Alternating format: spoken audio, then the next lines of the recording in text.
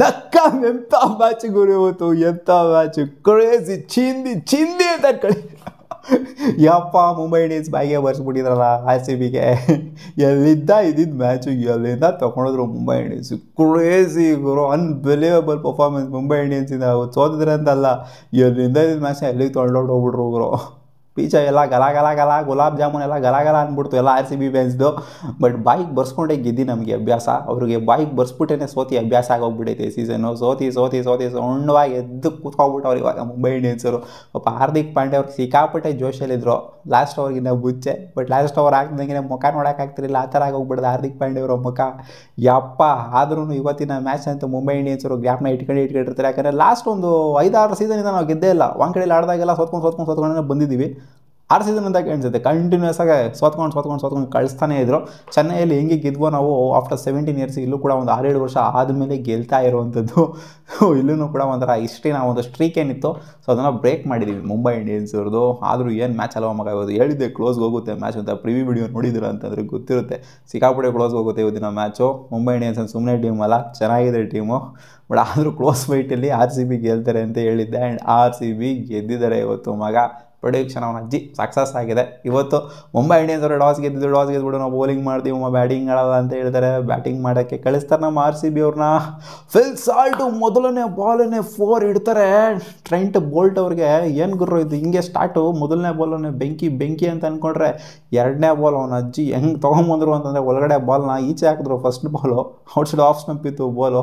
So ವಿಕೆಟಿಂದ ಆಚೆಗಡೆ ಇತ್ತು ಅಂತ drive ಹೊಡೆದ್ರು. ನೆಕ್ಸ್ಟ್ ಬಾಲ್ ಬಿಟ್ರು ನೋಡಿ, ಹಂಗೇನೆ ಬಾಲ್ ಟಳಿಂಗ್ ಅಂತ ಎಗರೋಗ್ಬಿಡ್ತು. ಸಾಕಾತ್ ಸ್ವಿಂಗ್ನ ಮಾಡಿದ್ರು. ಟ್ರೆಂಟ್ ಬೋಲ್ಟ್ ಇವತ್ತು ಆ್ಯಕ್ಚುಲಿ ಕ್ಲಾಸ್ ತಗೊಂಡಿದ್ರು RCB ಅವರು. 57 ರನ್ ಹೊಡೆದಿದ್ದಾರೆ.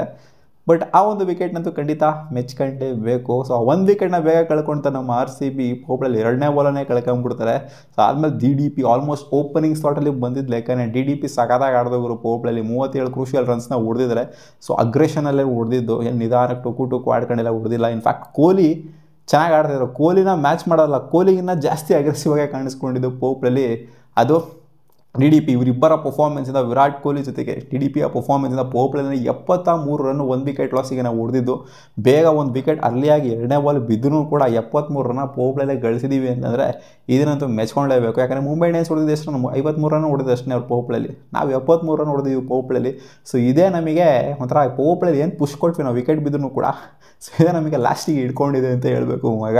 DDP ಒಂದು ಫಾಲ್ಸ್ ಶಾಟ್ನ ಇಂಡ್ಯೂಸ್ ಮಾಡಿಬಿಡ್ತಾರೆ. ವೈಗ್ನೇಶ್ ಅವರ ಬೌಲಿಂಗಲ್ಲಿ ಒಂದು ಕೈಯಲ್ಲಿ ಹೊಡೆದಂಥ ಶಾರ್ಟು ವಿಲ್ ಜಾಕ್ಸ್ ಶಿಸ್ತಾಗೆ ಹಿಡ್ಕೊಂಡ್ರು ಅಲ್ಲಿ ಕ್ಯಾಚ್ನ ಬೌಂಡ್ರಿನಲ್ಲಿ. ಸೊ ಒಂದು ಕೈಯಲ್ಲಿ ಹೊಡೆದ್ರೆ 2 ಕೈ ಯೂಸ್ ಮಾಡಿತ್ತು ಅಂದರೆ ಪ್ರಾಬ್ಲಿ ಏನೋ ಓವರಿಂದ ಏನಾದ್ರು ಕ್ಲಿಯರ್ ಇಯರ್ ಆಗೋಗ್ಬಿಟ್ರದೇನೋ. ಒಂಥರ ವಿಕೆಟ್ನ ಎಸ್ತಂಗಿತ್ತು. ಒಂದು ಕೈಯಲ್ಲಿ ಹಿಂಗೆ ಎಸೆದ್ರಲ್ಲ ಬ್ಯಾಟ್ನ, ವಿಕೆಟ್ನ ಎಸ್ತಂಗಿತ್ತು. ಸೊ ಒಳ್ಳೆ ಸ್ಟಾರ್ಟ್ ಸಿಗ್ತಿತ್ತು DDPಗೆ. ಏನಕ್ಕೆ ಅದನ್ನು ಕನ್ವರ್ಟ್ ಮಾಡ್ತಾರೆ ಅಂತ ಗೊತ್ತಾಗ್ತಿಲ್ಲ. ಇದೇನು ಫಸ್ಟ್ ಮ್ಯಾಚ್ ಅಲ್ಲ, ಒಳ್ಳೆ ಸ್ಟಾರ್ಟ್ ಸಿಗ್ತಿದೆ ಮ್ಯಾಚಲ್ಲಿ. ಬಟ್ ಇವ್ರನ್ನ ಕನ್ವರ್ಟ್ ಮಾಡೋಕ್ಕಾಗ್ತಿಲ್ಲ. 50ಸ್ಗೆ 100ಸ್ಗೆ ಕನ್ವರ್ಟ್ ಮಾಡೋಕ್ಕಾಗ್ತಿಲ್ಲ. ಆಲ್ಮೋಸ್ಟ್ ಓಪನಿಂಗ್ ಶಾಟಲ್ಲೇ ಬಂದಿತ್ತು ಇವತ್ತು. ಕನ್ವರ್ಟ್ ಮಾಡಿರ್ಬೋದಾಗಿತ್ತು ಬಿಡಿ. ಏನೋ ಹೋಟೆಲ್ ಕ್ರೂಷಿಯಲ್ ಕಾಂಟ್ರಿಬ್ಯೂಷನ್ ಅಂತೂ ಚೆನ್ನಾಗೇ ಕೊಟ್ಟಿದ್ರು. ಅಗ್ರೆಸಿವ್ ರೋಲಲ್ಲಿ ಕೊಟ್ಟಿಲ್ಲ, ಅದನ್ನಂತೂ ಮೆಚ್ಕೊಳ್ಳೇಬೇಕು. ನಮ್ಮ ವಿರಾಟ್ ಕೊಹ್ಲಿ ಬ್ಯಾಟಿಂದ ಬಂದಿದ್ದು 60+ crucial runs. So Virat Kohli ಜೊತೆಗೆ ಪಾರ್ಟ್ನರ್ಶಿಪ್ನ ಬಿಲ್ಡ್ ಮಾಡಿದ್ದು it's Rajat Patidar the captain. ಏನು ಕೊಟ್ಟಿದ್ದು ವಿರಾಟ್ ಕೊಹ್ಲಿನ ಮ್ಯಾಚ್ ಮಾಡೋಂಥ ಪರ್ಫಾರ್ಮೆನ್ಸ್ ಅಲ್ಲ, ವಿರಾಟ್ ಕೊಹ್ಲಿನ ಓವರ್ಟೇಕ್ ಮಾಡೋಂಥ ಪರ್ಫಾರ್ಮೆನ್ಸ್ನ ಕೊಟ್ಟಿದ್ದು. ಇನ್ಫ್ಯಾಕ್ಟ್ ವಿರಾಟ್ ಕೊಹ್ಲಿ ಔಟ್ ಆಗ್ತಾ ಇದ್ದಂಗೆ ಇವ್ರು ಅಗ್ರೆಷನ್ನ ಸ್ಟಾರ್ಟ್ ಮಾಡ್ಕೊಂಡ್ರಿ. ವಿರಾಟ್ ಕೊಹ್ಲಿಗಿಂತ ಅಗ್ರೆಸಿವ್ ಆಗಿ ಆಡಿದ್ದು. ಆಲ್ಮೋಸ್ಟ್ 200 ಸ್ಟ್ರೈಕಲ್ಲಿ ಬ್ಯಾಟಿಂಗ್ ಆಡಿದ್ರು ರಜತ್ ಪತಿದಾರ್ ಅವರು. 4 6 4 4 ಹೊಡೆದಿದ್ದಾರೆ ಅಂತ ಕಾಣಿಸ್ತದೆ. 4-5 4 ಹೊಡೆದಿದ್ದಾರೆ. ಸೊ ಆಲ್ಮೋಸ್ಟ್ ಅವರೇನೇ ಒಂಥರ ಸೆಟ್ ಮಾಡಿದ್ದು ಅಂತ ಹೇಳಬೇಕು. ವಿರಾಟ್ ಕೊಹ್ಲಿ ಔಟ್ ಆಗ್ತಿದ್ದಂಗೆ ರಮ ಡಿಮಿಲ್ ಅಂತ ಚಚ್ತಾ ಇದ್ದಂಗೆ ಹಾಕ್ಕೊಂಡು ಈ ಕಡೆಯಿಂದ ಬಾಟಮಲ್ಲಿ ಬಂದು ನೋಡಿ ಜಿತೇಶ್ ಶರ್ಮಾ ಅವರು ಏನು ಕೊಟ್ಟಿದ್ದು. ಇವ್ರನ್ನ ಎಲ್ಲರನ್ನೂ ಓವರ್ಟೇಕ್ ಮಾಡಾಕ್ಬಿಟ್ರು. ಅವ್ರು ಹಂಗೆ ನೋಡೋಕೆ ಹೋಯ್ತು ಅಂದರೆ ಎಷ್ಟು 200+ ಸ್ಟ್ರೈಕಲ್ಲಿ ಆಡಿರೋದು ಬ್ಯಾಟಿಂಗ್ನ. ರಜತ್ ಪತಿದಾರ್ಗಿಂತ ಓವರ್ಟೇಕ್ ಸಾಕಾತ್ ಒಂಥರ ಹೆಂಗೆ ಕೊಟ್ಟರು ಅಂತಂದ್ರೆ ಲಾಸ್ಟ್ ಮೂಮೆಂಟಲ್ಲಿ ಜಸ್ಪ್ರೀತ್ ಬುಮ್ರಾಗ್ ಹೋಗ್ಬಿಡಲಿಲ್ಲ. ಲಾಸ್ಟ್ ಓವರ್ ಒಂದು 6 ಬೇರೆ ಇಟ್ಟರು. ಬುಮ್ರಾ ಇವತ್ತು ಎಕನಾಮಿಕಲ್ ಸ್ಪೆಲ್ಲ ಮಾಡಿದ್ದಾರೆ. ಟ್ರೆಂಟ್ ಬೋಲ್ಟ್ಗಂತೂ ಇಟ್ಟಾಡ್ಸ ಅಧ್ವಾನ ಮಾಡಾಕ್ಬಿಟ್ರು ಅಷ್ಟು. ಹೆಂಗೆ ಹೊಡೆದು ಫೈನ್ ಲೆಗ್ ಮೇಲೆಲ್ಲ 6 ಹೊಡೆದ್ಬಿಟ್ರು ಜಿತೇಶ್ ಶರ್ಮಾ ಅವರು. ಒಂಥರ ಶಾಟ್ಗಳನ್ನ ನೋಡೋದಕ್ಕೆ ಚಂದ ಸೈಕ್ ಪರ್ಫಾರ್ಮೆನ್ಸ್ ಆಲ್ ಓವರ್ ನಮ್ಮ ವಿರಾಟ್ ಕೊಹ್ಲಿ ಅವರಿಂದ, ಜೊತೆಗೆ ರಜತ್ ಪತಿದಾರಿಂದ, ಜಿತೇಶ್ ಶರ್ಮಾ ಅವರ ಬ್ಯಾಟಿಂಗಿಂದ. DDPಯ ಬ್ಯಾಟಿಂಗ್ ಮರೆಯಂಗಿಲ್ಲ. ಸೊ 4 ಜನದ ಪರ್ಫಾರ್ಮೆನ್ಸಿಂದ ಇವತ್ತು ನಾವು RCB 221 ತಲುಪ್ತಾ ಇದ್ದಂಗೆನೇ RCBiansಗೆಲ್ಲ ಎಲ್ಲೋ ಒಂಥರ ಅವ್ರು ಇದಾಗಿರೋ ಪಕ್ಕ ಗೆದ್ದೇ ಗೆಲ್ತೀವಿ ಮ್ಯಾಚ್ 221 ಅಲ್ಲಿ ಚೇಸ್ ಮಾಡ್ತಾರೆ ಮುಂಬೈ ಇಂಡಿಯನ್ಸ್ ಅವರು ಅನ್ನೋ ಥರ ಅನ್ಕೊಂಡಿದ್ವಿ. ಇನ್ಫ್ಯಾಕ್ಟ್ ಲಿಯಮ್ ಲಿವಿಂಗ್ಸ್ಟನ್ ಬಗ್ಗೆ ಮಾತಾಡಲೇ ಇಲ್ಲ. ವಿರಾಟ್ ಕೊಹ್ಲಿ ಔಟ್ ಆಗಿದ್ದ ರೀತಿ ಹೆಂಗಿತ್ತು ಅಂತಂದರೆ ಔಟ್ ಸೈಡ್ ಆಫ್ ಸ್ಟಂಪ್ ಲೈನಲ್ಲೇ ಬೌಲಿಂಗ್ ಮಾಡ್ತಾಯಿದ್ರು. ಬಾಲ್ ಎಳ್ಕೊಂಡು ಹೊಡೆಯೋಣ ಅಂತ ಲೆಗ್ ಸೈಡ್ ಹೊಡೆಯೋಣ ಅಂತ ಹೋಗಿದ್ರು. ಸೊ ಅದೇ ಥರ ಔಟ್ ಅವರು ಬೌಂಡ್ರಿನಲ್ಲಿ ಕ್ಯಾಚ್ ಕೊಡ್ಬಿಟ್ಟು ಹಾರ್ದಿಕ್ ಪಾಂಡ್ಯ ಅವರಿಗೆ. ಸೊ ಹಾರ್ದಿಕ್ ಪಾಂಡ್ಯ ಅವರು ಮತ್ತೆ ಅದೇ ಥರ ಬಾಲ್ ಹಾಕಿದ್ರು. ಇವ್ರು ನೋಡಿದ್ರೆ ಮತ್ತೆ ಅದೇ ಥರ ಔಟ್ ಆಗಿದ್ದಾರೆ. ಲಿಯಮ್ ಲಿವಿಂಗ್ಸ್ಟನ್ ಮತ್ತೆ ಎಳ್ಕೊಂಡು ಹೊಡೆಯೋಕೆ ಹೋಗ್ಬಿಟ್ಟೆ ಔಟ್ ಆಗಿದ್ದಾರೆ. ಇಲ್ಲಿ ವಿರಾಟ್ ಕೊಹ್ಲಿ ಯಾರನ್ನ ಕಾಪಿ ಮಾಡಿದ್ರು ಅಂತಂದರೆ ರಜತ್ ಪದಾರ್ನ ಕಾಪಿ ಮಾಡೋಕೆ ಹೋದ್ರು ಅವರು. ಯಾಕಂದರೆ ರಜತ್ ಪದಾರ್ ಅದೇ ಥರ ಈ ಕಡೆ ಬಂದ್ಬಿಟ್ಟು ಹೊಡಿತಾ ಇದ್ರು. ಸೊ ಇವರು ಅವ್ರನ್ನ ಅದೇ ಥರ ಹೊಡೆಯೋಕ್ಕಂತ ಹೋದ್ರು ಈ ಕಡೆ ಲೆಗ್ ಸೈಡ್ಗೆ. ಸೊ ಔಟ್ ಆದದ್ದು ಎಲ್ಲರಿಗೂ ಬರಲಾಗಿರೋ ಶಾಟು ರಜತ್ ಪದಾರ್ ಹೊಡೆದಂಗೆ. ಇವಾಗ ಸೂರ್ಯ ಆಡೋ ಶಾಟ್ ನಾವು ಆಡೋಕ್ಕಾಗೋದಿಲ್ಲ, ಅಂದರೆ ವಿರಾಟ್ ಕೊಹ್ಲಿ ಆಡೋದಕ್ಕಾಗಲ್ಲ, ವಿರಾಟ್ ಕೊಹ್ಲಿ ಆಡೋ ಶಾಟ್ ಅವ್ರು ಆಡೋಕ್ಕಾಗಲ್ಲ. ಸೊ ಅದನ್ನ ಕಾಪಿ ಮಾಡೋಕೆ ಹೋಯ್ತು ಅಂದಾಗ ಒಂದೊಂದು ಟೈಮ್ ಈ ಥರ ಆಗ್ತಾ ಹೋಗ್ತಿದ್ದೇನೆ. ಲಿಯಮ್ ಲಿವಿಂಗ್ಸ್ಟನ್ ಅದೇ ಶಾಟ್ನ ಮತ್ತೆ ಹೊಡೆಯೋಕೆ ಹೋಗಿದ್ರು, ಅದೇ ಶಾಟ್ಗೆ ಔಟ್ ಆದರು. ಸೊ ಇದನ್ನು ಅಂದರೆ ಬೌಲಿಂಗ್ ಬಗ್ಗೆ ಮಾತಾಡಿಲ್ಲ. ಹಾರ್ದಿಕ್ ಪಾಂಡ್ಯ 2 ವಿಕೆಟ್ನ ಎತ್ತಿದ್ದಾರೆ, ಬಟ್ 45 ರನ್ ಕೂತ್ಕೊಂಡಿದ್ದಾರೆ. ಆ್ಯಂಡ್ ಟ್ರೆಂಟ್ ಬೋಲ್ಟ್ ಕೂಡ ವಿಕೆಟ್ ಎತ್ತಿದ್ದಾರೆ, ಬಟ್ ಸರಿಯಾಗಿ ಕೂತ್ಕೊಂಡಿದ್ದಾರೆ 57 ರನ್ನು. ಬುಮ್ರಾ ಅವ್ರದೇ ಎಕನಾಮಿಕಲ್ ಸ್ಪೆಲ್ಲು 20+ ರನ್ಸು. ನೋಡಿ ಯಾವತ್ತು ಬಂದರೂ ಕೂಡ ಬುಮ್ರಾ ಅವರು ಎಕನಾಮಿಕಲ್ ಸ್ಪೆಲ್ ಅಂತೂ ಮಾಡೇ ಮಾಡ್ತಾರೆ. ಅದು ಇಂಜುರಿಯಿಂದ ಬಂದರೂ ಅಷ್ಟೇ, ಏನಿದೆ ಒಂದು ವರ್ಷ ಇಂಜುರಿ ಆಗಿ ಬಂದರೂ ಅಷ್ಟೇ ಎಕನಾಮಿಕಲ್ ಸ್ಪೆಲ್ ಅಂತೂ ಪಕ್ಕ ವಿಕೆಟ್ ಎತ್ತಿದ್ರು ಬಿಡ್ತಾರೋ ಎಕನಾಮಿಕಲ್ ಸ್ಪೆಲ್ T20 ಇದ್ದೇ ಇರುತ್ತೆ. ಸೊ ಓಕೆ, ಇದನ್ನು ಚೇಸ್ ಡೌನ್ ಮಾಡೋದಕ್ಕೆ ಅಂತ ಬರ್ತಾರೆ ಮುಂಬೈ ಇಂಡಿಯನ್ಸ್ 17-17. ಏನು ಇಬ್ಬರು ಮಾತಾಡ್ಕೊಂಡ್ಬಂದ್ರು ಅಂತ ಕಾಣಿಸುತ್ತೆ. ರಿಯಾನ್ ರಿಕಲ್ಟನು ಮತ್ತು ರೋಹಿತ್ ಶರ್ಮಾ ಇಂಪ್ಯಾಕ್ಟ್ ಪ್ಲೇಯರ್ ಆಗಿ ಬಂದು ನೋಡೋಕ್ಕಾಗ್ತಿಲ್ಲ ಮಗ ನನಗೆ ರೋಹಿತ್ ಶರ್ಮಾ. ಆ ಕಡೆ ಹಿಂಗೆ CSK ಟೀಮಲ್ಲಿ ಅವ್ರನ್ನ ನೋಡೋಕ್ಕಾಗ್ತಿಲ್ಲೋ MS ಧೋನಿನ, ಈ ಕಡೆ ರೋಹಿತ್ ಶರ್ಮಾ ನೋಡೋಕ್ಕಾಗ್ತಿಲ್ಲ. ಇಂಪ್ಯಾಕ್ಟ್ ಪ್ಲೇಯರ್ ಆಗಿ ಸಬ್ಸ್ಟಿಟ್ಯೂಟ್ ಆಗಿ ಬರ್ತಾ ಇದ್ದಾರೆ. ಒಂಥರ ನನಗೆ ಯಾಕೋ ಒಂಥರ ಹಿಂಸೆ ಅನ್ನಿಸ್ತಿದೆ ರೋಹಿತ್ ಶರ್ಮಾ ಈ ಥರ ನೋಡೋದಕ್ಕೆ. ಒಂಥರ ಫುಲ್ ಫ್ಲೆಡ್ಜ್ ಪ್ಲೇಯರ್ ಆಗಿ ಆಡಬೇಕು, ಫೀಲ್ಡಿಂಗೂ ಮಾಡಬೇಕು. ಫೀಲ್ಡಿಂಗ್ ಬಂದರು ಹೌದು, ವಿಘ್ನೇಶ್ ಅವರ ಸಬ್ಸ್ಟಿಟ್ಯೂಟ್ ಆಗಿ ಬಂದಿದ್ದವರು ಲಾಸ್ಟಿಗೆ ಫೀಲ್ಡಿಂಗಿಗೆ ಬಂದರು, ಬಟ್ ಫುಲ್ ಆಡಬೇಕು ಗುರು. ಇಂಥ ಪ್ಲೇಯರ್ಸ್ಗಳೆಲ್ಲ ಆಡಬೇಕು. ಏನಕ್ಕೆ ಫ್ಲಾಗ್ ಆ್ಯಂಡ್ ಆಫ್ ಕೆರಿಯರ್ಲಿ ಇಟ್ಕೊಂಡು ಕೂತ್ಕೊಳ್ಳೋವಂಥದ್ದು, ಫೀಲ್ಡಿಂಗ್ ಮಾಡದೇ ಇರೋವಂಥದ್ದು. ಸೊ ಇವೆಲ್ಲ ನನಗೆ ಒಂಥರ ಇಷ್ಟ ಆಗ್ತಾಯಿಲ್ಲ. ಆಡಬೇಕು. ಸೊ ಅಲ್ಲಿ ಆ್ಯಕ್ಟಿವ್ ಆಗಿತ್ತು ಅಂತಂದರೆ ರನ್ ಹೊಡಿದ್ರು ಅಂತ ಕಾಣಿಸ್ತದೆ. ಅಲ್ಲಿ ಸುಮ್ಮನೆ ಕೂತ್ಕೊಂಡು ನೋಡ್ತಾ ಇರ್ತಾರೆ. ಬಂದ್ಬಿಟ್ಟು ರನ್ ಹೊಡಿಟ್ರಿ ಅಂತಂದರೆ ಬ್ಯಾಟಿಂಗಲ್ಲಿ ಏನು ಇನ್ನೇ ವಯಸ್ಸೇನೋ ಆಗೋಗ್ಬಿಟ್ಟು ನೀನು MS ಧೋನಿ ಹೇಳ್ತಾರೆ ನನಗೆ 43 ವಯಸ್ಸು ಅಂತ. ಇವ್ರು ಇನ್ನೇನು ಹೇಳಬೇಕಲ್ಲಿ. ನನಗೇನೋ ಅದು ಇಷ್ಟ ಆಗಲಿಲ್ಲ. ಅವ್ರಿಗೆ ಫೀಲ್ಡಿಂಗ್ ಮಾಡಿಸ್ಬೇಕು. ಫೀಲ್ಡಿಂಗ್ ಮಾಡಿಸಿದ್ರೆ ಅವಮಾನನ ಗೊತ್ತಿಲ್ಲ ನನಗೆ. ಅದು ಹಾರ್ದಿಕ್ ಪಾಂಡ್ಯ ಅವರು ಕ್ಯಾಪ್ಟನ್ಸಿ ಫೀಲ್ಡಿಂಗ್ ಮಾಡಲ್ಲ ಅಂತ ಹೇಳ್ತಾರೆ ಅವರು. ನನಗೆ ಗೊತ್ತಿಲ್ಲ ಹೊರಗಡೆ ಏನೇನು ನಡೀತಾ ಇದೆ ಅಂತ. ಸೊ ಓಕೆ, 17-17 ರನ್ನ ಇವರು ಹೊಡಿತಾರೆ. ರಿಯಾನ್ ರಿಕಲ್ಟನ್ ಜೊತೆಗೆ ರೋಹಿತ್ ಶರ್ಮಾ ಇವರು ಕೂಡ ಸೇಮ್ ಫಿಲ್ ಸಾಲ್ಟ್ ಹೆಂಗೆ ಔಟ್ ಆದರೂ ಹೊರಗೆ ಹಾಕಿ ಒಳಗೆ ಎತ್ಕೊಂಬಂದಂಥ ಬಾಲು ಸಾಕತ್ತು. ಎಷ್ಟು ದಯಾಳು ಗೊತ್ತಿತ್ತು ಇವರಿಗೆ. ನಾವು ನಾರ್ಮಲಾಗಿ ಹಿಂಗೆ ಅನ್ಕೊತಾ ಇದ್ವಿ ಅಂತಂದರೆ ಜಾಶ್ ಹೆಸರುಡು ಫಸ್ಟು ಬರ್ತಾರೆ ಬೌಲಿಂಗ್ ಮಾಡೋದಕ್ಕೆ ಅಂತ. ಎಷ್ಟು ದಯಾಳು ಇನ್ನಕ್ಕೆ ತೊಗೊಬಂದರು ಅಂತಂದರೆ ರೋಹಿತ್ ಶರ್ಮಾ ವಿಕೆಟ್ ಎತ್ತಕ್ಕೇ ತೊಗೊಂಬಂದರು. ಲೆಫ್ಟ್ ಆರ್ಮ್ ಸೀಮರ್ಸ್ಗೆ ಸ್ಟ್ರಗಲ್ ಮಾಡ್ತಾರೆ ರೋಹಿತ್ ಶರ್ಮಾ ಅಂತ. ಹೊರಗೆ ಹಾಕ್ಬಿಟ್ಟು ಒಳಗೆ ಇನ್ಸ್ವಿಂಗರ್ ಬಿಟ್ರು ನೋಡಿ, ಹಂಗೆ ಟೆಳಿಂಗ್ ಅಂತ ಹಾರ್ಕೊಂಡೋಯ್ತು leg stump. So same Phil Salt ಹೆಂಗೆ ಔಟ್ ಆಗಿರೋ ಅದೇ ಥರ ಬಾಲಿಗೆ ಔಟ್ ಆಗಿದ್ರು ರೋಹಿತ್ ಶರ್ಮಾ ಅವರು. 17 ರನ್ನ ಹೊಡೆದ್ರು, ಅಗ್ರೆಸಿವ್ ಆಗಿನೇ ಕಾಣಿಸ್ತಾ ಇದ್ರು, ಬಟ್ ಕನ್ವರ್ಟ್ ಮಾಡೋಕ್ಕಾಗಿಲ್ಲ ಅಷ್ಟೇ. 17 ರನ್ನ ಹೊಡೆದ್ರು ಅಗ್ರೆಸಿವ್ ಆಗಿನೇ. ಆ್ಯಂಡ್ ಇವರು ರಿಯಾನ್ ರಿಕಲ್ಟನ್ ಇವರು ಕೂಡ ಪರವಾಗಿಲ್ಲ, ಚೆನ್ನಾಗಿನೇ ಆಡ್ತಾಯಿದ್ರು. ಇವ್ರ ವಿಕೆಟ್ನ ಜಾಶ್ ಹೆಸರು ಬಂದ್ಬಿಟ್ಟು ಜಸ್ಟ್ ಗುರು ಮೈನ್ಯೂಟು ಇಷ್ಟು ಸಿಕ್ಕಾಪಟ್ಟೆ ಲಕ್ಕಿ ಅಂತ ಹೇಳಬೇಕು. ಜಾಶ್ ಹೆಸರು ಇವತ್ತು ವಿಕೆಟ್ ಬಿದ್ದಿರೋದು ರಿಯಾನ್ ರಿಕಲ್ಟನ್ದು. ಯಾಕಂದರೆ ಪಿಚ್ಚಿಂಗ್ ಔಟ್ಸೈಡ್ ಲೆಗ್ ಸ್ಟಂಪ್ ಆಗಿ ಹೋಗ್ಬಿಟ್ಟಿರೋದು. ಚೂರೇನಾರು ಒಂದು ಮಿಲಿಮೀಟರ್ ಈಚೆ ಕಡೆ ಬಂದ್ಬಿಟ್ಟಿದ್ರು, ನಾಟ್ ಔಟ್ ಆಗಿ ಡಿಕ್ಲೇರ್ ಆಗೋಗ್ಬಿಟ್ಟಿದ್ರು. ಸರಿಯಾಗಿ ಬೈಕೊಳ್ಳೋದ್ರು ಅವನು ಅಜ್ಜಿ ಅಂಪೈರ್ನ ಹಿಡ್ಕೊಂಡು ಅಂತ. ಸೊ ನೆಕ್ಸ್ಟ್ ವಿಲ್ ಜಾಕ್ಸ್ ಜೊತೆಗೆ ಇಬ್ಬರು ಟುಕು ಆಡಿದ್ರು. ಸೂರ್ಯಕುಮಾರ್ ಯಾದವ್ ನಂಗೆ ಸೈಕ್ ಆಗ್ತಾಯಿತ್ತು. ಏನು ಗುರು ಇವಾಗ ಹೊಡಿತಾರೆ ಅವಾಗ ಹೊಡಿತಾರೆ ಅಲ್ಲ, ಮ್ಯಾಚ್ ಕ್ಲೋಸ್ಗೆ ಹೋಗಬೇಕು ಅಂದ್ರೆ ರನ್ಸ್ ಹೊಡಿಬೇಕು ಅಂತ ಅನ್ಕೊಂತಿದ್ದೆ. ಲಾಸ್ಟಿಗೆ ಯಾವ ರೇಂಜಿಗೆ ಕ್ಲೋಸ್ಗೆ ಹೋಯ್ತು ಅಂತಂದರೆ ಹಿಂಗೂ ಆಗ್ಬಿಡುತ್ತಾ ಮ್ಯಾಚ್ ಅನ್ನೋ ಥರ ಆಗ್ಬಿಡ್ತು. ಬಟ್ ಸೂರ್ಯಕುಮಾರ್ ಯಾದವ್ ಇವಾಗ ಅನ್ನಿಸ್ತಿದೆ, ಸೂರ್ಯಕುಮಾರ್ ಯಾದವ್ ಜೊತೆಗೆ ವಿಲ್ ಜಾಕ್ಸ್ ಇಬ್ಬರು ನಿಧಾನಕ್ಕೆ ಆಡಿದ್ರಲ್ಲ, ಅದು ಎಷ್ಟು ಪಾಸಿಟಿವ್ ಆಗಿದೆ RCBಗೆ ಅಂತಂದರೆ ಸಿಕ್ಕಾಪಟ್ಟೆ ಪಾಸಿಟಿವ್ ಆಗಿದೆ. ಎಷ್ಟೊಂದು ಕ್ಯಾಚ್ ಡ್ರಾಪ್ ಆಯಿತು ಇವತ್ತು. ಸೂರ್ಯಕುಮಾರ್ ಯಾದವ್ ಬೇಜಾನ್ ಕ್ಯಾಚ್ಗಳನ್ನ ಬಿಟ್ಟರು, ಬಟ್ ಅದು ಯಾವ ರೇಂಜಿಗೆ ಪಾಸಿಟಿವ್ ಆಯಿತು ಅಂತಂದರೆ ಮ್ಯಾಚ್ಗೆ ಎಲ್ಲ ಥರ ಪಾಸಿಟಿವ್ ಆಗೋಗ್ಬಿಡ್ತು. ಕೃಣಾಲ್ ಪಾಂಡ್ಯ ಅವರು ವಿಲ್ ಜಾಕ್ಸ್ ಅವರ ವಿಕೆಟ್ನ ಎತ್ತಿದ್ದಾರೆ. ನಾವು ಹಂಗೂ ಅಂದ್ಕೊಂಡಿದ್ದು ಏನೋ ಲಾಸ್ಟ್ ಮ್ಯಾಚ್ ಸಿರಾಜಣ್ಣ RCB ಪ್ಲೇಯರು ಡ್ಯಾಮೇಜ್ ಮಾಡಿಬಿಟ್ಟಿದ್ದಾರೆ. ಈ ಮ್ಯಾಚನ್ನು ಡ್ಯಾಮೇಜ್ ಮಾಡ್ಬಿಡ್ತಾರೆ. ಲಾಸ್ಟ್ ಸೀಸನ್ ಬರೋ ಬೆಂಕಿಯಾಗಿ ಆಡಿದ್ದಾರೆ RCBಗೆ, ಯಾರೋ ಮಾಡ್ಬಿಡ್ತಾರೆ ಅಂತ ಅನ್ಕೊಂಡ್ರೆ ಇವಾಗ RCB ಸಿಕ್ಕಾಪಟ್ಟೆ ಖುಷಿಯಾಗಿರ್ತಾರೆ. ಬಿಟ್ಟಿದೆ ಒಳ್ಳೆದಾಯ್ತು ಬಿಡುಗರು, ಏನೋ ಆಡಿಲ್ಲ ಅಂತ. ಲಿಯಮ್ ಲಿವಿಂಗ್ಸ್ಟನ್ ಚೆನ್ನಾಗಿ ಆಡ್ತಾರೆ ಇವರು. ಲಿಯಮ್ ಲಿವಿಂಗ್ಸ್ಟನ್ ಹಂಗೆ ನೋಡೋಕೋರು ಏನೂ ಆಡಿಲ್ಲ ಇವತ್ತಿನ ಮ್ಯಾಚಲ್ಲಿ, ಡಕೌಟ್ ಆಗಿದ್ದಾರೆ. ಆದ್ರೂ ನಾನು ವಿಲ್ ಜಾಕ್ಸ್ ಏನೋ ಮಸ್ತಾಗಿ ಆಡಿತ್ತು ಅಂದರೆ ಅದು ಇಂಪ್ಯಾಕ್ಟ್ ಆಗಿರೋದು. ಟೊಸ್ ಪಡಾಕಿ ಆದ್ರಲ್ಲ, ಅದರಿಂದ ಏನೂ ಇಂಪ್ಯಾಕ್ಟ್ ಆಗಿಲ್ಲ. RCB ಗೆಲುವಿಗೆ ಇವ್ರು ಕಾಂಟ್ರಿಬ್ಯೂಟ್ ಮಾಡಿದ್ದಾರೆ. ಯಾಕಂದರೆ ನಿಧಾನಕ್ಕೆ ಆಡಿದ್ದಾರೆ ಅಂತ ಗೆಲುವಿನ ಸ್ಟ್ರೈಕಲ್ಲಿ ಹೊಡೆದಿರುವಂಥ ಸಮಥಿಂಗ್ ರನ್ಸ್ ಏನು ಹೊಡೆದಿದ್ದಾರೆ. ಸೊ ಅದು ಏನು ಅಂಥ ರೇಟಲ್ಲಿ ಏನು ಹೊಡೆದಿಲ್ಲ.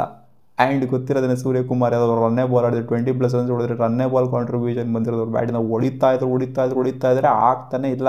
ಅವ್ರಿಗೆ ಬೇಕಾಗಿರೋಂಥ ಬಾಲ್ ಸಿಗ್ತಾನೆ ಇಲ್ಲ. ಅವ್ರಿಗೆ ಬೇಕಾಗಿರೋಂಥ ಬಾಲ್ ಯಾವುದು ಅಂತಂದರೆ ಅದೇ ಆ ಲೆಗ್ ಸ್ಟಂಪ್ ಮೇಲೆ ಹಾಕುವಂಥ ಬಾಲು ಇವ್ರ ತಲೆ ಮೇಲೆ ತಾಕ್ತಾರಲ್ಲ, ಫೈನ್ ಲೆಗ್ ಮೇಲೆ ತಾಕ್ತಾರಲ್ಲ ಹಂಗೆ ಅಂಥ ಬಾಲಿಗೆ ಎಕ್ಸ್ಪೆಕ್ಟ್ ಮಾಡ್ತಿದ್ರು. ಆ ಬಾಲ್ನ ಹಾಕೊಡಲೇ ಇಲ್ಲ RCB. Outside the off stump bowling ಮಾಡಿದ್ರು. Outside the off stump ಅಂದರೆ ಆಲ್ಮೋಸ್ಟ್ ವೈಡ್ ಲೈನಲ್ಲಿ ಬೌಲಿಂಗ್ ಮಾಡಿದ್ರು ಸೂರ್ಯಕುಮಾರ್ ಯಾದವ್ಗೆ.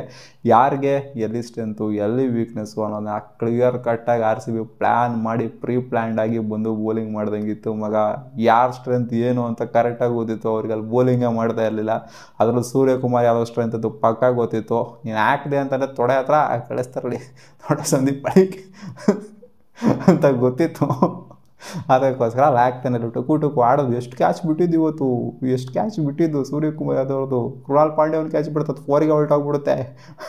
ಆಮೇಲೆ ಯಶ್ ದಯಾಳು ಮತ್ತು ಜಿತೇಶ್ ಶರ್ಮಾ ಕಿತ್ತಾಡ್ಕೊಂಡು ಒಂದು ಕ್ಯಾಚ್ನ ಬಿಡ್ತಾರೆ. ಅದು ಆ್ಯಕ್ಚುಲಿ ಕೀಪರ್ಗೆ ಕ್ಯಾಚ್ ಇರೋದು. ಅಷ್ಟು ಸಿಕ್ಕಾಪಟ್ಟೆ ಹೈಟ್ ಹೋದಾಗ ಯೂಶಲಿ ಕೀಪರ್ಸ್ನೇ ತೊಗೊತಾರೆ ಕ್ಯಾಚ್. ಎಷ್ಟೇ ಆಳು ಸುಮ್ಮನೆ ನಂದು ಟೀಮ್ ಮೇಲೆ ಪಾಯಿಂಟ್ ಬರ್ತದೆ ಅನ್ನೋ ಥರ ಹಿಡಿಯೋಕೆ ಹೋದಂಗಿತ್ತು ಅಲ್ಲಿ. ಸೊ ಒಬ್ಬರು ಹಿಡ್ಕೊಂಡಿದ್ರೆ ಆಗಿತ್ತು, ಅಲ್ಲೇ ಹೋಗ್ಬಿಟ್ರು ಅವರು. ಬಟ್ ಇವಾಗ ಏನಿದೆ, ಅಲ್ಲಿ ಕ್ಯಾಚ್ ಡ್ರಾಪ್ ಆಗಿತ್ತಲ್ಲ, ಕೃಣಾಲ್ ಪಾಂಡ್ಯ ಬಿಟ್ಟಿದ್ದು, ಅಲ್ಲಿ ಜಿತೇಶ್ ಶರ್ಮಾ ಜೊತೆಗೆ ಎಸ್ ದಯಾಳ್ ಬಿಟ್ಟಿದ್ದು, ಅದು ಯೂಸ್ ಆಯಿತು ನಮಗೆ ಅಂತ. ಯಾಕೆಂದರೆ ಅಲ್ಲಿಂದ ಸ್ವಲ್ಪ ಇನ್ನೂ ಸ್ಲೋ ಆಯಿತು ಗೇಮು. ಇನ್ನೂ ಏನು ಅಷ್ಟೊಂದೇನು ಕಾಂಟ್ರಿಬ್ಯೂಷನ್ ಅವರಿಂದ ಬರಲಿಲ್ಲ, ಅಗ್ರೆಸಿವ್ ಕಾಂಟ್ರಿಬ್ಯೂಷನ್ ಏನು ಬರಲಿಲ್ಲ. ಒಂದು 3-4 ಬಾಲ್ ಇನ್ನೂ ತಿಂದರು, ಆಮೇಲೆ ನಾವು ಔಟ್ ಆಗಿದ್ದವರು. ಸೂರ್ಯಕುಮಾರ್ ಯಾದವ್ ಕಾಂಟ್ರಿಬ್ಯೂಟ್ ಮಾಡಿದ್ರು RCB ಗೆಲುವಿಗೆ. ಜೊತೆಗೆ ವಿಲ್ ಜಾಕ್ಸ್ ಕೂಡ ಕಾಂಟ್ರಿಬ್ಯೂಟ್ ಮಾಡಿದ್ರು. ಆಮೇಲೆ ಬಂದಿದ್ದು ಗುರು ನಚಿ ಪಾಂಡ್ಯ, ಏನು ಇಟ್ಟರು. ತಿಲಕ್ ವರ್ಮಾ ಜೊತೆಗೆ ಪಾಂಡ್ಯ ಇಬ್ಬರು ಏನು ಆಡಿದ್ದು, ಏನು ಕತೆ ಪಾಂಡ್ಯದು. Starting from the very first ball, ಮೊದಲನೇ ಬಾಲನ್ನೇ 6 ಏರ್ಸಿದ್ದು ಹಾರ್ದಿಕ್ ಪಾಂಡ್ಯ. ಅವನ ಅಜ್ಜಿ ಕಳ್ಳದೋದೆ ಗುರು. 32 ರನ್ ಇರೋದು. ಜಸ್ಟ್ 7 ಬಾಲ್ಗೂ 32 ರನ್ ಹೊಡೆದು ಬಿಸಾಕಿದ್ದಾರೆ. ಹುಚ್ಚನಾಗಿ ಹೊಡೆದಂಗೆ ಇಟ್ಟಾಡ್ಸ್ಕೊಂಡು ಹೊಡೆದಿರೋದು ಎಲ್ಲ ಬೌಲರ್ಸ್ಗಳಿಗೂ. ಓವರ್ ನಂಬರ್ 13 ಸ್ಟಾರ್ಟ್ ಆಗಿದ್ದು. ಸುಯಾಶ್ದು 13ನೇ ಕೂಡ RCB ಸಿಕ್ಕಾಪಟ್ಟೆ ಕಂಟ್ರೋಲಲ್ಲಿದ್ದರು. ಸೂರ್ಯ ಔಟ್ ಆಗೋರ್ಗೂ ಕೂಡ ಸಿಕ್ಕಾಪಟ್ಟೆ ಕಂಟ್ರೋಲಲ್ಲಿದ್ದರು. ಸೂರ್ಯ ಔಟ್ ಆಗ್ತಾ ಇದ್ದಂಗೆ ಒಂಥರ ಎಲ್ಲ ನವಗ್ರಹಗಳೆಲ್ಲ ಬಂದು ಕೂತ್ಕೊಂಡಂಗಿತ್ತು ಸುತ್ತ, RCB ಸುತ್ತ ಸ್ಟೇಡಿಯಮಲ್ಲಿ.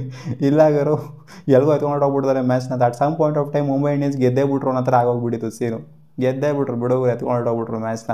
ಏನು ಗುರು ಇದು ಹಿಂಗೆ ಆಡಿದ್ರು ನಜ್ಜಿ ಹಾರ್ದಿಕ್ ಪಾಂಡ್ಯ. ನಾಯಿಗೆ ರುಬ್ದಂಗೆ ರುಬ್ಬೋದು ಹಾಕೊಂಡು, ಅಣ್ಣಂಗೂ ಬಿಡಲಿಲ್ಲ. ಹಿಂಗೇನೆ ಬ್ಯಾಕ್ ಟು ಬ್ಯಾಕ್ 6ನ ಹೊಡೆದ್ರು ಇವತ್ತು. ಅಣ್ಣ ಮೆಂಚಿರ್ಬೋದು, ಲಾಸ್ಟ್ ಓವರಲ್ಲಿ ಮೆಂಚಿರ್ಬೋದು ಕೃಣಾಲ್ ಪಾಂಡ್ಯ ಅವರು.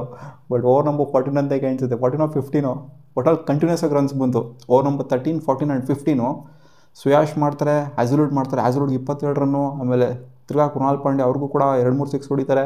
ಸೊ ಕಂಟಿನ್ಯೂಸ್ ಆಗಿ ಆ 3 ಓವರ್ ಅಂತೂ ಕಂಟಿನ್ಯೂಸ್ ಆಗಿ ರನ್ಸ್ ಬಂತು. ಅಲ್ಲಿಂದ ಆಲ್ಮೋಸ್ಟು ಲಾಸ್ಟ್ 2ನೇ ಓವರ್ಗೂ ಕೂಡ ಕಂಟಿನ್ಯೂಸ್ ಆಗಿ ರನ್ಸ್ ಬಂದಿದೆ. ಎಸ್ ದಯಾಳ್ ಬಂದ್ಬಿಟ್ಟು 11 ರನ್ ಕೊಡ್ತಾರೆ. ಅದೊಂದು ಸ್ವಲ್ಪ ಅದರಲ್ಲಿ ಇದ್ದಿದ್ರಲ್ಲೇ ಸ್ವಲ್ಪ ಎಕನಾಮಿಕಲ್ ಅಂತ ಹೇಳಬೇಕು, ಡೆತ್ ಓವರ್ಸ್ಗೆ ಬಂತು ಅಂತಂದರೆ. ಬಟ್ ಆದರೂ ಲಾಸ್ಟ್ ಓವರ್ ಏನು ಮಾಡಿದ್ದು ಗುರು ಕೃಣಾಲ್ ಪಾಂಡ್ಯ. ಏನು 19 ರನ್ ಬೇಕಿತ್ತು, ಅದಕ್ಕೆ ಏನು ಮಾಡಿಬಿಟ್ರೆ 19 ರನ್ ಕಷ್ಟನೇ ಹೊಡೆಯೋದಕ್ಕೆ ಲಾಸ್ಟ್ ಓವರಲ್ಲಿ. ಲಾಸ್ಟ್ ಸೆಕೆಂಡ್ ಓವರ್ ಬಗ್ಗೆ ಹೇಳುಗರು ಏನು ಹೆಂಗೆ ಮಾಡಿದ್ದಲ್ಲಿ ಹ್ಯಾಸಲ್ವುಡ್. ಒಡಲಿ ಲಾಸ್ಟ್ 2 ಓವರ್ ಅಂತೂ ಚಿಂದಿ ಮಗ. 42 ರನ್ ಹೊಡಿತಾರೆ ಹಾರ್ದಿಕ್ ಪಾಂಡ್ಯ ಅವರು. ಎಷ್ಟು ಬಾಲ್ಗೆ ಗುರು ಹೊಡೆದಿರೋದು? 15 ಬಾಲಿಗೆ 42 ರನ್ನು. 6 ಮೇಲೆ 6. ಅವನ ಅಜ್ಜಿ ಅದೇ ಹೇಳೋದಲ್ಲ, ಅಣ್ಣಂಗೂ ಬೀಳಿಲ್ಲ ಯಾರಿಗೂ ಬೀಳಿಲ್ಲ. ಇಟ್ಟಾಡ್ಸ್ಕೊಂಡ್ರು ರುಬ್ಬಾಡ್ಬಿಟ್ರು. ಜೊತೆಗೆ ತಿಲಕ್ ವರ್ಮಾ ಬೇರೆ ಜಾಯ್ನ್ ಆದರು. ಅವರಿಗೆ 50 ಬೇರೆ ಇವತ್ತು ಹೊಡೆದ್ರು. ಲಾಸ್ಟ್ ಮ್ಯಾಚ್ನ ಬೇರೆ ಇವರು ಕಳಿಸಿದ್ರು, ರಿಟೈರ್ಡ್ ಔಟ್ ಹೋಗೋರು ಇನ್ನು ಬೇಡ ಹೋಗು ಅಂತ. 25 ಬಾಲ್ಗೆ ಬಂದಂಥ 50 ಸಿಕ್ಕಾಪಟ್ಟೆ ಕ್ರೂಷಿಯಲ್ ಕಾಂಟ್ರಿಬ್ಯೂಷನು. ಅದೇ ಹೇಳಿದ್ನಲ್ಲ, ಸೂರ್ಯ ಆಡಿದಂಥ ಸ್ಲೋ ಇನ್ನಿಂಗ್ಸು ಜೊತೆಗೆ ವಿಲ್ ಜಾಕ್ಸ್ ಆಡಿದಂಥ ಸ್ಲೋ ಇನ್ನಿಂಗ್ಸ್ ಏನಿದೆ, ಸೊ ಇದೇ ಇವರಿಗೆ ಮ್ಯಾಚ್ನ ಇವತ್ತು ಓಕೆ ಹಾಕ್ಸಿದೆ. ಅವ್ರನ್ನ ಸ್ವಲ್ಪ ಅಗ್ರೆಸಿವ್ ಆಗಿ ಆಡಿತ್ತು ಅಂದರೆ ಇವತ್ತು 100% ಈ ಮ್ಯಾಚು ಚೇಸ್ ಡೌನ್ ಬೇಗನೇ ಖಂಡಿತ ಆಗಿರೋದು. ಇವರ ಒಂದು ಬ್ಯಾಟಿಂಗ್ ಪರ್ಫಾರ್ಮೆನ್ಸ್ನ ನೋಡ್ತು ಅಂತ ನಾನು ನಮ್ಮಂದಿರನ್ನ ಎಕ್ಸ್ಪೆಕ್ಟ್ ಮಾಡಿದೆ.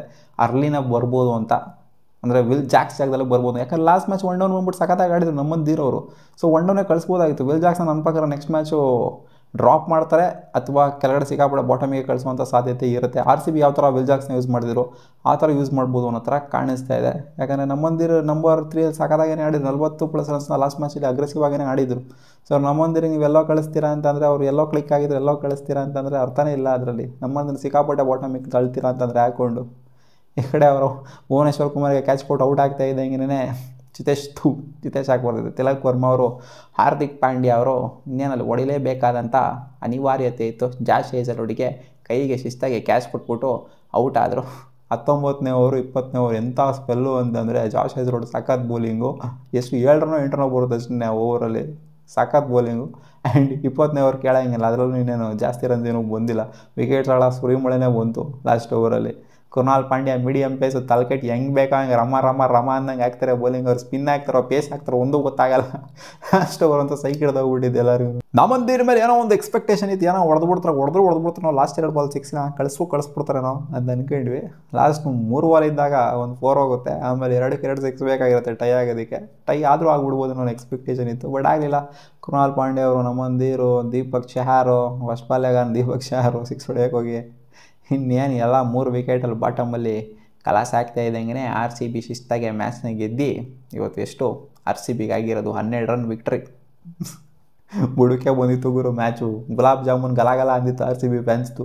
ಸೊ ನಿಮಗೇನು ಅನ್ನಿಸ್ತು ಇವತ್ತಿನ ಮ್ಯಾಚು ಕಾಮೆಂಟ್ ಸೆಕ್ಷನಲ್ಲಿ ಹಾಕಿ. RCB ಫೈನಲಿ ಮುಂಬೈ ಇಂಡಿಯನ್ಸ್ ಮೇಲೆ ಆಫ್ಟರ್ 6 ವರ್ಷ ಗೆದ್ದುಬಿಟ್ಟಿದೆ ವಾಂಖೇಡೆನಲ್ಲಿ. ಸಿಗೋಣ ಮುಂದಿನ ವಿಡಿಯೋದಲ್ಲಿ ಗಾಯ್ಸ್, ಬಾ.